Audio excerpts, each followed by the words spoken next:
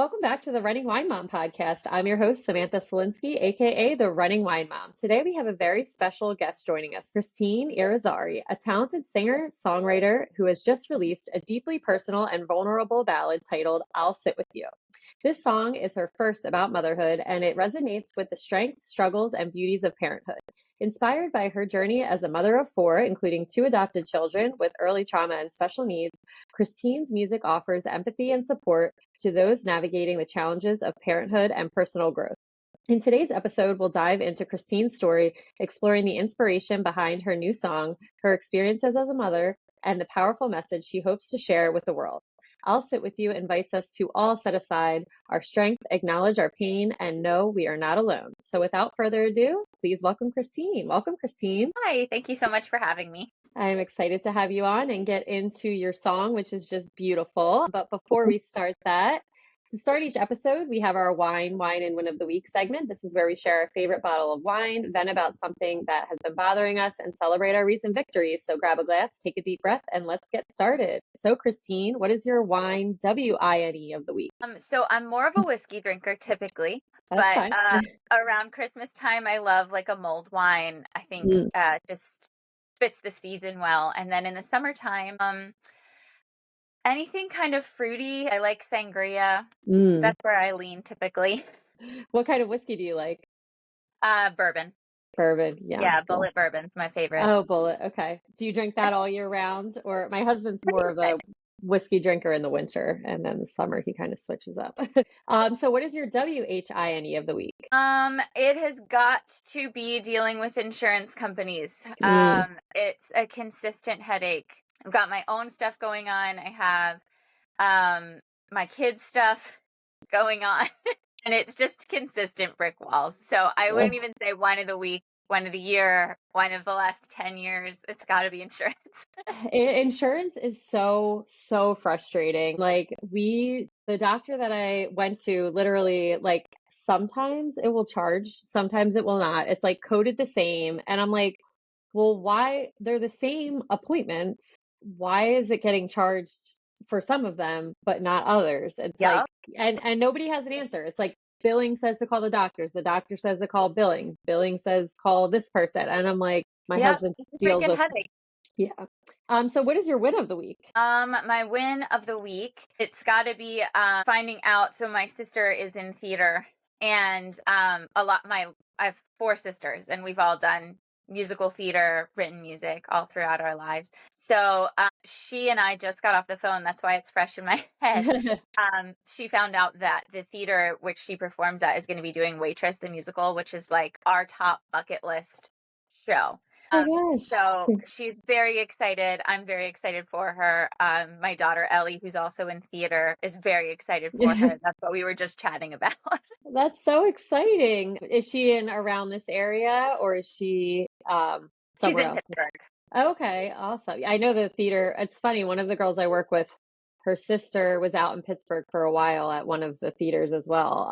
And she always spoke so highly about the area with their theater. Great programs. Yeah. Yeah. That's great. Congrats to your sister, and for you guys to be so excited for her. So I always like to ask my guests, what is one significant challenge you've successfully navigated, shaping your journey to where you are today, and what accomplishment are you most proud of in your life? So while I would not change a single second of the adoption journey, I would say that's got to be up there on the challenge list. The kids, the second that we met them, it was 100%. Yes. If that was all that it took, it would be a different answer. But from the time that we met them, it was very evident that there were going to be a lot of additional needs involved. So just getting services right away, navigating the system itself to be able to finalize the adoption. And then, throughout the last, what is Julie 14? Like 12 years or so now, consistently trying to fight and get what they need for school, for life. I guess navigated isn't quite how I'd put it, because it's still navigating, but the accomplishments that they've been able to make throughout their lives, the safe spaces that they exist in now, and what they do have available to them is a huge win. And I just know that we'll kind of continue pushing that direction, and the wins will just keep coming. Yeah, that's amazing and so wonderful that that they're very lucky to have someone who's such an advocate for them because not every kid does have that. So, It's so um, hard. yeah, it's hard. It's like I know a lot of my friends who their kids have either medical diagnosis or other issues. I mean, it's a full-time job speaking to them about how many appointments they have a week, how they're on the phone with people nonstop, and I just give you so much credit for being able to continue to navigate that. Yeah. And I mean, it is, I do count my blessings in that I've been able to have flexible enough Mhm. employment throughout this time that I can do all of those phone calls. I don't know what it looks like for somebody who has kids Yeah. with special needs and like a typical 9 to 5 job. I don't know how they make that happen.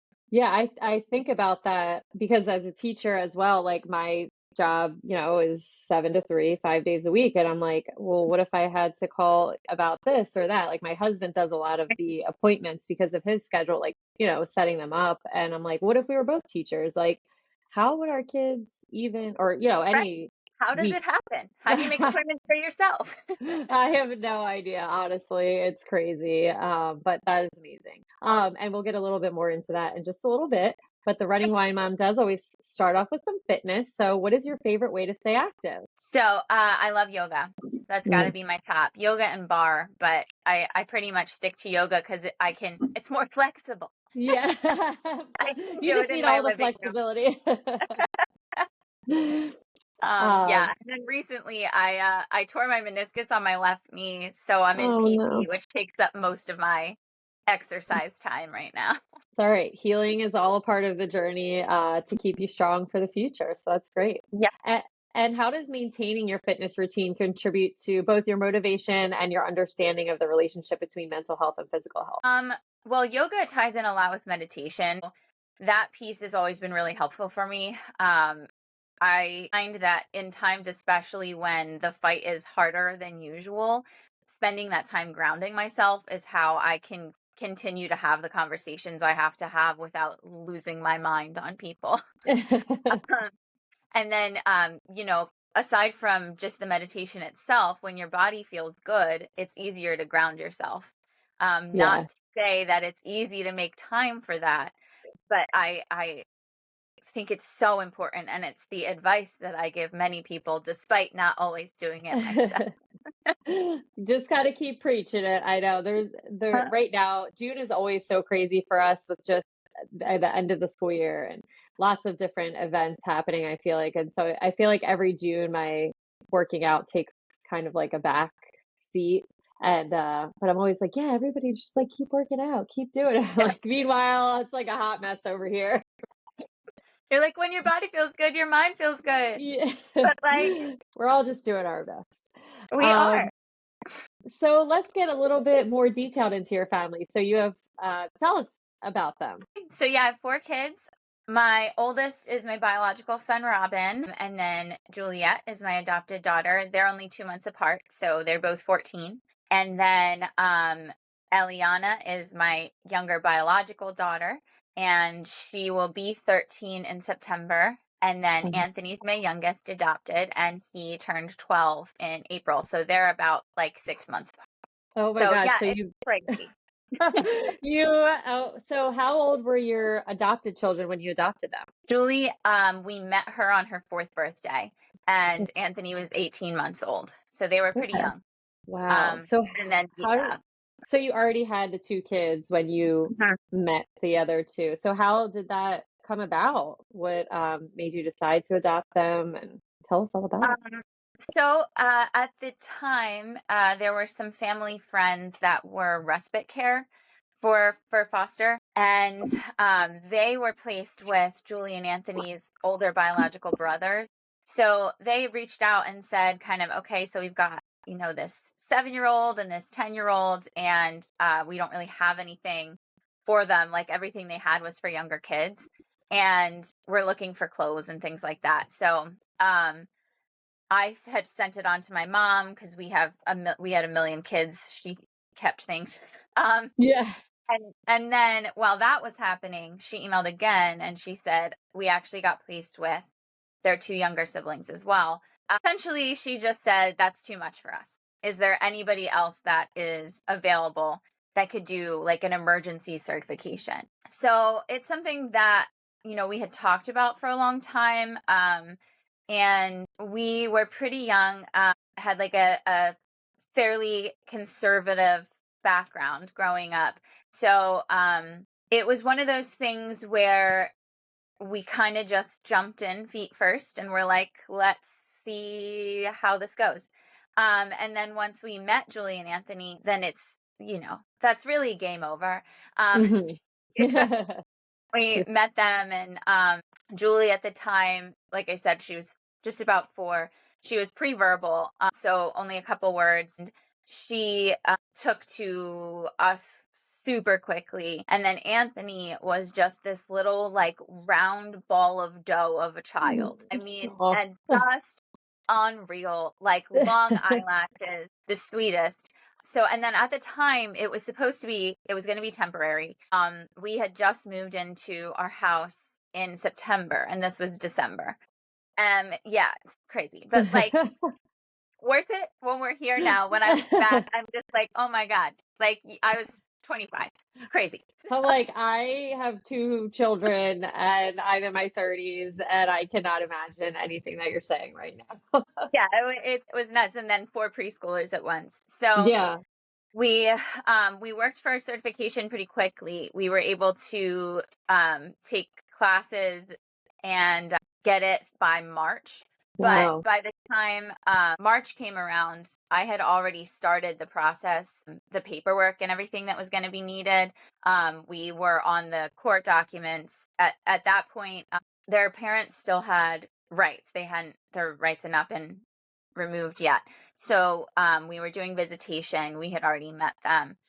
But shortly thereafter, unfortunately, their bio mom kind of dropped off the map and we weren't Mm. sure where she was for a while.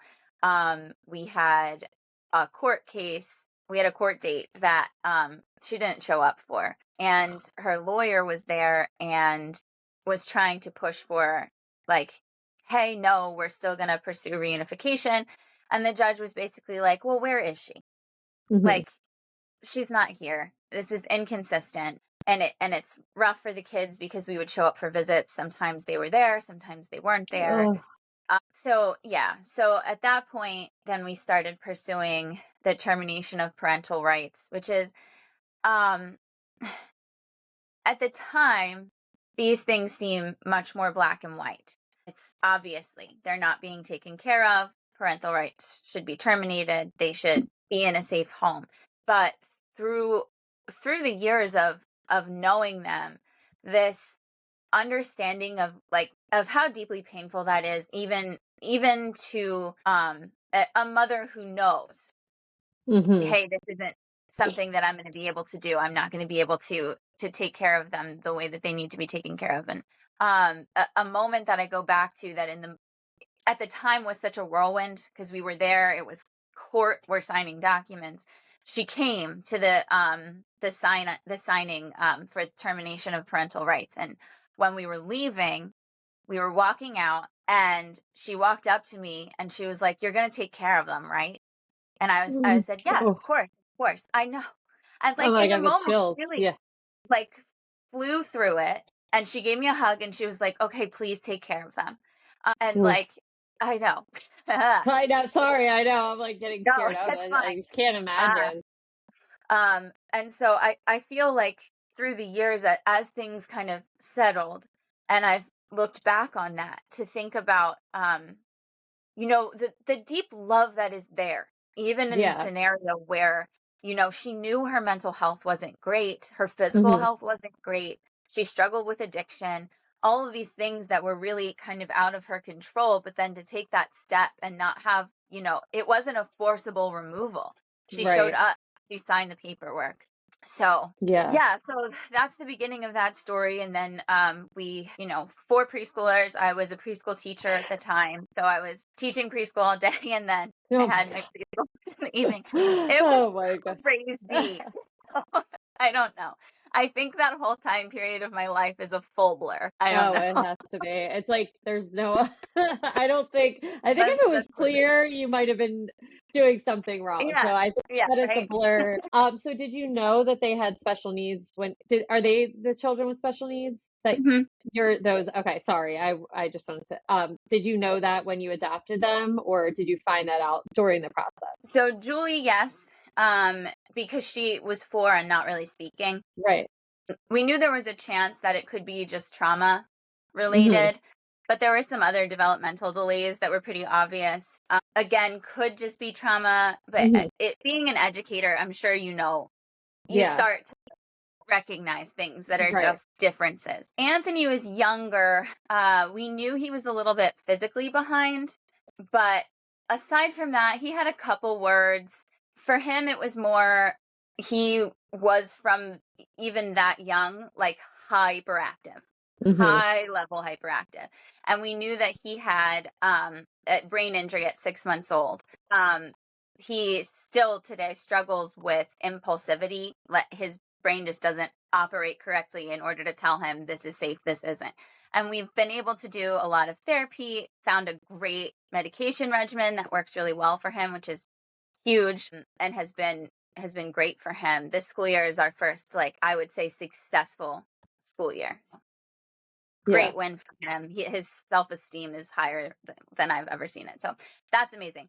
But we weren't sure how things were gonna boil down with Anthony. But again, I was around kids my entire life. And so it was Yeah. kind of that knowing that you get where you're just Yeah. like, okay, I mean, I just recognize that it's different. And also having parallel, Juliet is being raised directly next to Robin, same age. Eliana and Anthony, same age.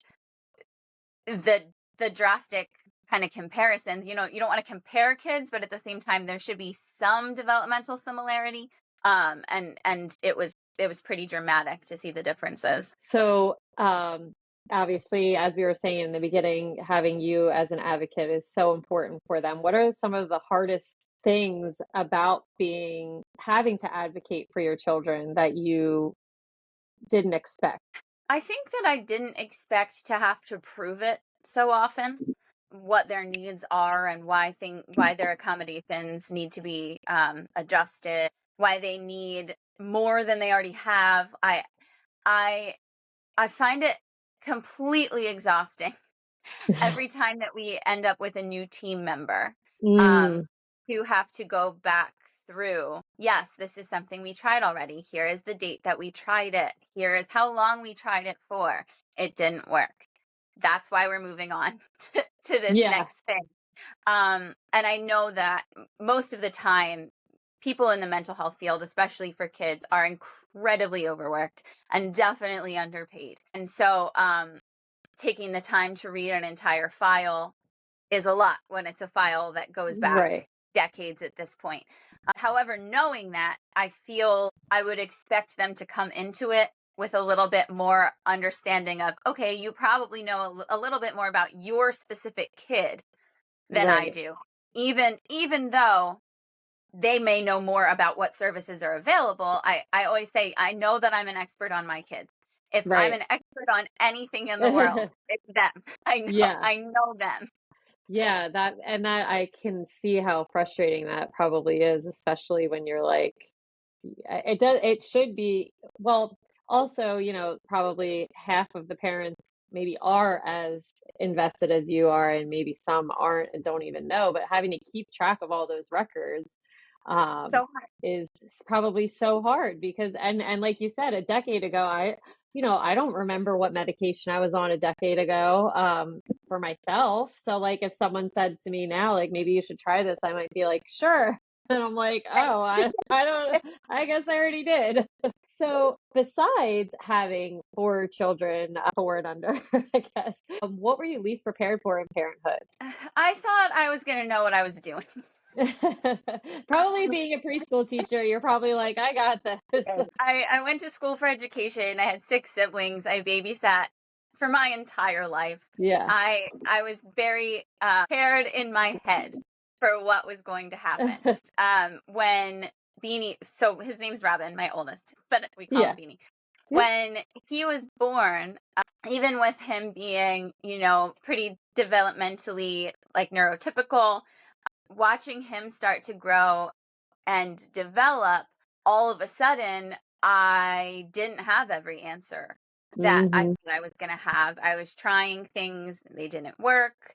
I he was a super easygoing kid, and so he made it as easy for me as it could be. But the realization of, oh my God, this is a person. This is a whole person that I am now responsible for until they are 18. But he's already an individual. And how do I allow him to foster that sense of self while figuring out how to navigate this super complicated world? It became really apparent to me really quickly that being a teacher is just so different than being a Yeah. mom. The very like step-by-step way, regimented way that you can run a classroom is just so different than what it looks like in your house. And when you have this tiny person that's literally 24/7 reliant on you for the answers or to help them figure out how to answer the questions themselves. And then, Eliana came along, and she was a very challenging sleeper. So all of those things that I thought I learned with him, because he was a pretty easy sleeper, went out the window. And Hmm. I couldn't do cry it out for myself. I, of course, had a million people saying, well, you just have to do it. And it didn't work for me. I spent too much time crying myself for it to work for me. Um, Right. and she just wanted to be near me. I feel like that was the other thing that I came around to rather quickly once it was my kids, is just having your child need you, especially at that young of an age, is going to teach their brain that they get to need you. And so Hmm. then for the rest of their lives, what their brain says when they are overwhelmed or sad or scared is, here's who I can go to for that. I think starting that as early as possible makes complete sense. And I don't knock any other version of what parenting looks like. I think we are all doing our very best. And I know for a fact that I have, even within my sisters, people who could not parent if they did not sleep. And so Cry It Out has worked for them. And that is awesome. But that's the whole thing, is like with these individuals, they're born and they're already people. Trying to figure that out is crazy. It's And then crazy. like them to be raised in the same space with like the same family and to develop so differently, it's amazing to watch and also insane. Yeah, as you're saying that, I'm thinking of my husband, he's great with the kids, like, but I kind of did all the research and figured out what the basis of, especially when they're infants, we would be doing. And my daughter was like very easy, same thing as you. And so he would always be like, I don't understand why people like think parenting is hard. This isn't really hard. And he'd tell, like, all his friends would be complaining. He's like, oh my gosh, like my kid sleeps through the night. You guys are doing something wrong. Like, obviously, talk to my wife what we're doing, whatever. And he's all cocky. And then Parker comes along, and Parker was not difficult. He was just like normal. I think Willow was like a unicorn baby, and Parker was just who he was. And he's like, "What's wrong with him? Why is he doing this? Why is it? I don't understand. Why isn't he sleeping through the night?" I'm like, every child is different, and Willow is not really what the normal child I think is. She just like you know, fell in line to the perfect kind of idea of what sleeping through the night was and listening and all of those things. And then he was so confused. He's like, "Oh, this is why people say parenting is hard." I'm like, yeah. So what do you think your parenting style is? I definitely lean gentle. I found that, especially in parenting through trauma, um, a more intense approach literally only results in fear. And Hmm. then, especially for Julie, who's the old Juliet, if she's afraid, that turns into a grab for control, and it's a back and forth that just ends badly. It ends badly every single time. Hmm. Um, and so we've spent a lot of time in therapy, obviously, and in talking through what it really is to have a brain thinks it's not going to get what it needs. even though it has spent more years getting what it needs than it did not getting what it needs. Crazy. Yeah, your brain is trained so young. Anthony doesn't even remember being neglected, but his brain fires differently than somebody who had the care and attention when they were an infant. It's so interesting. So once I kind of established that Juliet and Anthony, the battles were still there, but I was coming out of them differently. For me, the concept of not escalating myself and, allowing them to know, hey, I'm out of control, but she's still in control. The conflicts easier. I wasn't hyperventilating. I wasn't Yeah. so overwhelmed. It's exhausting. And there were definitely times that once we got to a calmer space, I needed to take a minute and, regroup, because it is hard staying calm when someone is yelling at you. But I feel generally like if there's going to be yelling regardless, the way it's going to go better is for me to stay in control Yeah. and for them to be the ones that need the de-escalation. De-escalating. Yeah, de-escalation. Isn't it? Yeah. Yeah. Yeah, to be de-escalated. I think that's it. Yeah. It sounds Yeah. right. And then just a huge thing is like very, very, very open communication. Super young started with, you can ask me anything. And there have been times where they asked me things and I was like, I did say you can ask me anything. You're like, oh, darn. Right? I'm like, okay, all right, let's figure out how to navigate this in an age appropriate way. Yeah. But also good that they feel comfortable, coming to you. Yeah, definitely. And yeah, that's not to say that there aren't challenges or there aren't days where I have yelled. I mean, it's especially in times where it's been very, very challenging for Juliet throughout her time in therapy and her whole evaluation processes and all of that.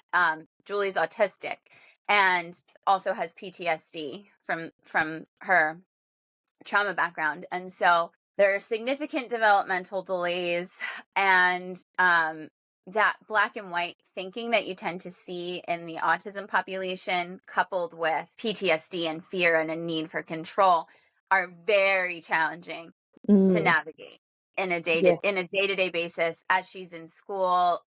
Social situations are very, very hard. But that said, even at the most scary, at the highest elevated that she gets, I've never seen it go better by me yelling too. And so that's just kind of what I go back to. It's like, is it going to make it better? If it's not, then let's do it differently, because we know that's not going to work. Yeah. So let's try something else, and that might. And that is such great advice. And I think a lot of arguments with, especially once they get older, or the yelling, and with toddlers too, you're trying to regulate your own emotions and you're reacting, to, because you're overstimulated sometimes. And so that's where you're totally right with the yelling. And I'm in high school teaching, and I used to, of course, again, there's times you have to, I'm in the gym, so I have to yell. It's not like I'm quiet in there, but when you're getting into like a dispute with a child, or, the yelling back at them is not going to make, like you just said, anything better. It's only, they're going to get more and more angry and agitated, and they can't regulate their emotions. And so that's probably, with your daughter, it's like, there's not saying there's no point in yelling, but like you just said, there's no point in yelling, because it's No not point. it's not gonna like, that concept of them being people really shines a spotlight on why that doesn't work. Because I just think of myself as an adult. Yeah. When I'm having a hard time, when I'm overwhelmed, when I'm stressed, would it benefit me for the people around me to scream at me? No. Like, it really, really wouldn't. And I don't understand really why we have higher expectations for these tiny people who have only been around for, 5, 7, even 13 years to be able to regulate themselves better than we can. as Yeah. grown adult people, or to respond better to overstimulating intense situations than we do as adult Yeah. people. No, I totally agree with that. So what is one piece of advice that you would give to other parents? Yeah, I stick with that human thing. I will say that for four people who were raised in the same house, my kids could not possibly be four different people. And so I went into parenting thinking, well, these will be the rules of the house, and have arrived now at, okay, actually, there is huge variance from child to child with what expectations look like. That was extra tricky with having two biological, two adopted, because I never want to look like, okay, I'm making exceptions for my biological kids, or I'm making exceptions for my adopted kids. It's been a lot of times that I have to forcibly turn that voice off in my head and say, no, it is not about that right now. This is what Anthony needs in the moment, as a person, as an individual. Yeah. Um, that's it. That's the big one. Yeah, and it's so, I mean, being a classroom teacher, you know that you can't have a class with the same, and you can have expectations and rules, but you can't, Sure. each kid is different and you have to treat them differently. Mhm. So let's get into your song. So your latest song, I'll Sit With You. It's incredibly personal and vulnerable. It's beautiful. Can you share the story behind it? What inspired you to write it? Yeah.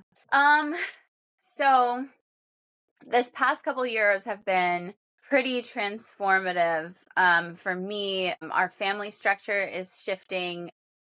So Robin and I, we were together starting at the age of 14, and we're currently in the process of our relationship changing, and more co-parenting than just a like romantic relationship.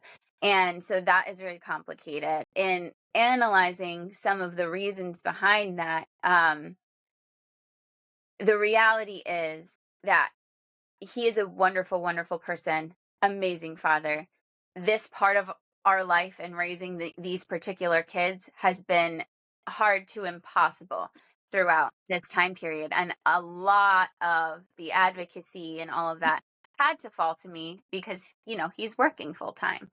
But as I was in my own therapy practices and kind of talking through that feeling of loneliness and isolation, and um, I I started to do business with the fact that, oh, this isn't actually new for me. This isn't tied specifically to having kids with special needs. This goes back further. This goes back to, my childhood. And the times in my life where I really needed support and for somebody to tell me, hey, I'm here for you. And I wasn't really able to be seen. So again, oldest of seven. My parents are Wow. wonderful, wonderful. Um, but that's a lot of kids. Yeah. And there were a And lot of being the times. oldest is, Yeah, yeah. So I had a caretaker role pretty young. yeah. Um, and so I went from that kind of caretaker role into, education, which is a caretaker role, into having my own kids. I don't know, I hit like 30, maybe even like 28, 29, and I was not sure if I existed. I really was Oh, it was really just, I don't know what's happening. I had a great teaching job. At that time I had just Ellie and Robin, and everything was going the way that it was supposed to go, and check the I boxes. still, right. I was still just, I don't know. I felt like I was spinning. Like I said, Ellie had a really hard time sleeping when she was a baby. And I was doing everything that I thought I could be doing to help her feel safe and feel calm, and to be with her, to still be present for Beanie, who definitely noticed and felt a difference. I've always felt a very intense feeling that I want him to know that he doesn't have to be responsible for Hmm. everybody all the time because of my experience growing up. Um, and I remember having these nights where I would sit outside of her room and she was just crying and crying and crying. And I was trying to do, like I said, the cry it out thing, but sometimes also I just had to put her down because she Hmm. was crying and I was overwhelmed. And I remember the level of exhaustion that I had in those moments, and just being there in the hallway with my head down and like praying to with every fiber of my being, just please let her sleep. And then, getting up the next day, talking to my mom or talking to my sisters or other moms and just saying, "Oh no, it's great. Everything's fine. She's so sweet. She needs me a lot, but she's doing great." I I started looking back at that time as when you're doing business with yourself. I mean, I'm sure that you know this too as you're getting older. There are these like touch points where you're like, this was a moment for me that changed things. I look back at those times sitting outside her room, and I know how badly that woman wanted somebody to see. I did my best to not let anybody, and so it isn't on the people that I love. But I also look at pictures of myself, and I know now, looking back, I was probably struggling with some postpartum. I was just a zombie. I couldn't, the pictures of me, my eyes are blank. I'm holding her, but I'm literally just staring into space. And I wrote, "I'll sit with you" for that moment, like for Yeah. that version of myself. And then for the other nights that happened later with things with Julie, with Anthony, times where it got kind of scary and that we needed to, with Julie, we've had hospitalizations. There have been big, tense things that you never ever can see coming. It's just, if you had asked me, will I end up having a time where my child is not living with me? My answer would have been absolutely not. I would never. I will make sure that whatever she needs, she will get. She will never. And then you arrive at, oh my God, actually, this is what needs to happen right now. And so you do it, but then you come home and there's that moment, the same kind of moment in the hallway with your head down, where you just feel alone and want desperately to be seen, but also feel like, how can I possibly communicate this to Right. anybody in a way that's going to make sense, Yeah. and that isn't going to be judged, and that isn't, it's so complicated. So I asked, what would I have wanted? Because advice isn't it in those moments, and the answer is somebody literally to just sit down and just stay there and just say, this is really hard, and that's it. Yeah, and then that's what the song is. No, no, thank you for sharing. I'm like, as you're talking, I mean, the song itself is like, I don't know if intense is the word, but like listening to it, it was just everything, like a lot of things were like bringing me back to kind of like the early days with, and I was just talking with my girlfriends about, we were out to dinner last night and we're like, all these kids or all these moms, like, they don't tell you all of this stuff is normal that's happening, where like, you're having these feelings, or you just see what's on, especially now, what's on social media or in pictures, Yeah.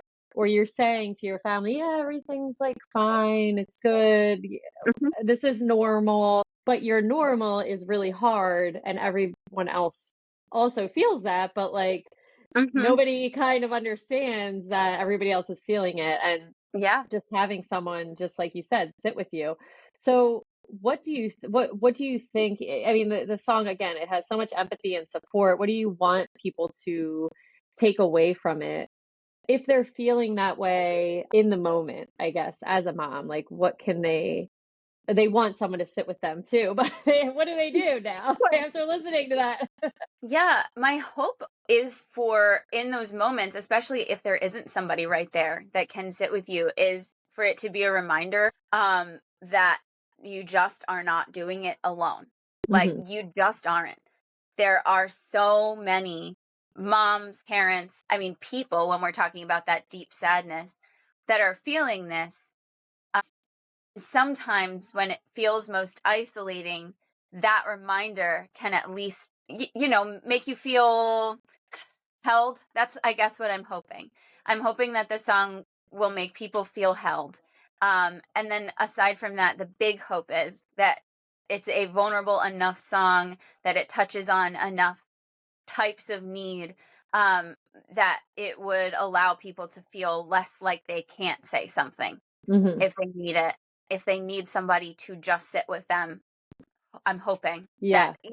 even if it happens for one person, I'm hoping. No, I think that that is great. And as someone who like that's what kind of I was going to go into sort of with the next question, like the message of it with the fast-paced world that we're living in today, it's almost like people don't have time to sit down with their, it's Hmm. with my friends, like I said, last night we had planned this dinner, but like we don't go out to, we all have kids. I think there's like 13 kids between, the five or six of us. And it's like we can't do that every day. And we kind of Sure. caught up, and you only have 2 hours to talk. And then you're like, we text here and there. Why do you think that the message is so important in today's fast-paced world? I think that one piece of what we can consider in motherhood right now is that something like sitting with a friend doesn't have to look like physically sitting with them. What I've noticed with my best friend and with my sisters is that often what that looks like is a reach out via text. Today is really overwhelming. I'm about to lose my mind. Like literally just putting that out and then getting a text back of, "Oh my God, days like that suck." That's so hard. It restabilizes, and it just reminds you like, okay, now somebody else is thinking about me. Like Hmm. a little bit. Not that they have to stop their day, not that they have to do less for their kids or their family. Um, but that reminder, that gentle, quick, oh, I'm not by myself, um, I think is the easiest way for it to be accomplished in the world that we live in right now. And then outside of that, too, I think a lot of us have a pretty loud internal voice that tells us we, number one, need to be okay, number two, need to be strong all the time, and then somehow if we're not doing that, we're not doing a good job at being a mom. And so for myself, um, I have started picturing myself talking to these younger versions of myself, kind of trying to heal those pieces. And in those moments where I do again feel really by myself, really alone, speaking out loud, just I'm doing my best. I love my kids. My kids are safe. Is helpful. And I know it probably sounds crazy to people around me sometimes, but it's really No, helpful. no, that's wonderful. I love like all of the things that you're saying are just so many things I feel so many moms need to hear because it is, you know, I talk about it a lot. It's not the way that it used to be. Motherhood is so different. We're a new generation of moms, and we're trying to figure out like how do we do motherhood in a way where we don't have the support that the generations before us had, or Yeah. we have all these other um talking to my parents about the cry it out, or Yeah. sleep training, or they're like, what the heck, we just did what we had to do. There's not all these different things telling you this is the way it should be, and then this is the way it shouldn't be, or it's constantly in your face, which just adds a whole other layer of you just feel like you're constantly kind of failing in ways as a mother, no matter what your decision that you choose is. Yeah. um, Yep. Literally doesn't matter. I know. So you have mentioned that you were surrounded by incredibly talented and loyal women, many of whom are mothers. How have these relationships kind of influenced your music in general, and then this particular song? Yes. Four sisters. And then I'm constantly inspired by the other women in music that I know that are moms. It's incredible to watch. Close friends. Through the Bridge, every line of it has at least one face of somebody that I know who I was with in a moment described. Friends who, have had lost babies, and I know I have a pretty solid network of other special needs moms, and people who tried for a really long time, couldn't have kids, or thought they succeeded, thought they were able to conceive and then weren't.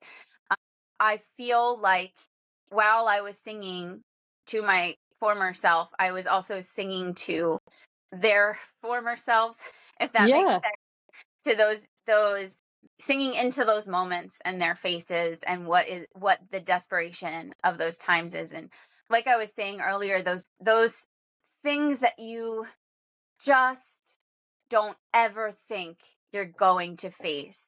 And so you can't possibly know how you will handle them or what it will feel like until you're in them. Mhm. One of the nights that I was at the hospital with Juliet, I went out into the waiting room just to have a break. And there were all these other families and all these other moms out there. And I just had this like intense feeling of connection between all of us, where it's just like, oh my God, we all feel so alone right now, but we're all doing this same thing. We are all deeply, deeply in love with our children and Mhm.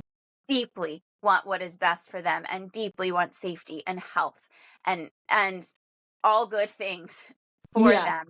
And I guess that reality is in some ways really grounding. Um, just to go from spinning out to the realization of like kind of we're in this together even though we're not. Yeah. Like Like you don't know yeah, each other, but you have the same, again, it's just like those sleepless nights. All these yeah. moms are going through it. And Mhm. once pressure, things get more serious, like the situation you're in, you still think, okay, now I'm the only one that's going to be Yeah. experiencing this. And then you're like, wait, I'm actually not. There's unfortunately more people that are Yeah. experiencing it as well. Yeah. Um, yeah. So in addition to so you've been a musician for a while, and then this song is just something that's great to add into your career. What are your future musical projects and goals? Do you have any plans for more songs? Maybe an album centered around motherhood, anything like that?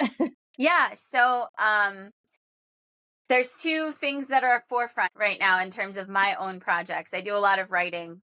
I want to be writing for other people, but my own projects, I'm working on a musical. So tying back to those theater roots, I'm really Yeah. excited. That's That is going to be a generational story. So it's going to be one woman's story, but the character is going to be an amalgam of a variety of experiences from women that I have met and that I know. And it's going to start from childhood, kind of bounce around back and forth, but result in this end of like unification of the pieces, the childhood, the middle years, adulthood, and then later life. So I'm really excited about that. It's getting that's a little awesome. milestone. And then the other project that is probably going to be realized more easily and sooner is a therapeutic children's album. So it's fun songs, but that touch on like coping skills and um, positive relationships and self-talk and things like that. One song called I Need Space is pretty much done. There's one called Anxiety Monster. And yeah, So I'm excited. cool. Yeah. I love that. You'll have to let me know when that all comes out, and I will share that as well. Oh. That's something, it's hard to try to figure out how to teach your kids about emotion, and we're trying to do it with our with Parker. He's only 2, so he really doesn't understand. But Willow, like, I'm like, okay, how do you feel in this moment? Mhm. Why do you feel this way? What, like, and if, when she gets like nervous, she has anxiety already. I know she does Mhm. because she'll always, in a situation, she'll say, my stomach is Yeah. hurting, and I'm like, we're like, that's her anxiety already coming out, and how do we help her through this, and how so that she can express it to us. So I'm excited for that for you. Well, it has just been a pleasure to have you on the podcast. Before we wrap up, is there anything else you'd like to share? You have so you have so much going on about the song or your journey as an artist or a mother. No, I guess just I'd want to wrap up by saying that I think one other piece of motherhood and this concept of I'm never quite doing enough that ends up happening is that we back burner ourselves so much that our dreams and goals don't end up being accomplished. I agree absolutely that our kids are top priority, I have found, though, and have observed in the moms around me, that when you are fulfilled in other portions of your life, you are much more capable being present and letting them feel like they can accomplish anything. It was a big moment for me to realize, I was talking to Ellie specifically about, you can do anything, you can be anything. And then also at the same time questioning, well, should I even pursue this? Well, should I even, how can I, it's selfish. I had this moment of just like, would I tell her that? Would I watch her with her children later and say, you know what? It's selfish. Shut off everything that you want and just focus in Yeah. on your children. I wouldn't. Yeah. No. Yeah. And they learn more from what we do than what we say. That's just the reality. So I know that watching me is the best way for them to see what living life looks like. And there's going to be a lot of things that doesn't go great for. So I'm going to be really intentional about the ones that I can control. Yes, that is a great, it's so true. They are so lucky to have you as a role model and doing all of these things. And I was just thinking, so many parents do think they have to stop when they have kids, and you'll re-pick up. Well, what does that look like in Right. 25 years from now? You'll figure it out. Like, that's a quarter of your life, maybe. I know that's a lot of time to just stop. I love that. All right, that's the perfect way to end it. That's going to bring us to the end of another episode of The Running Wine Mom. I want to extend a heartfelt thank you to Christine for joining us today and sharing the beautiful and poignant story behind her new song, I'll Sit With You. Christine's journey as a mother and artist has truly been inspiring, and her music offers a powerful reminder that it's okay to pause, acknowledge our pain, and simply sit with our feelings. Her message of empathy and support is something we can all benefit from, especially in the demanding roles we play every day. So don't forget to listen to I'll Sit With You, a song that I'm sure will touch all of your hearts just as it has touched mine. And as always, if you enjoyed this episode, please consider subscribing, leaving a review, and sharing it. You can follow me on Instagram at @therunningwinemom_. And Christine, where can the listeners find you? At Christine Irizarry Music on Oh. all platforms. And I will link all of that. So thank you so much. Thank you, Christine, for joining today, first of all. And thank you, everyone else, for listening. Remember, you are strong, you are capable, and you are all amazing. Until next time, keep running, keep sipping, and keep embracing the joy of motherhood. Cheers, and I will be back next Tuesday.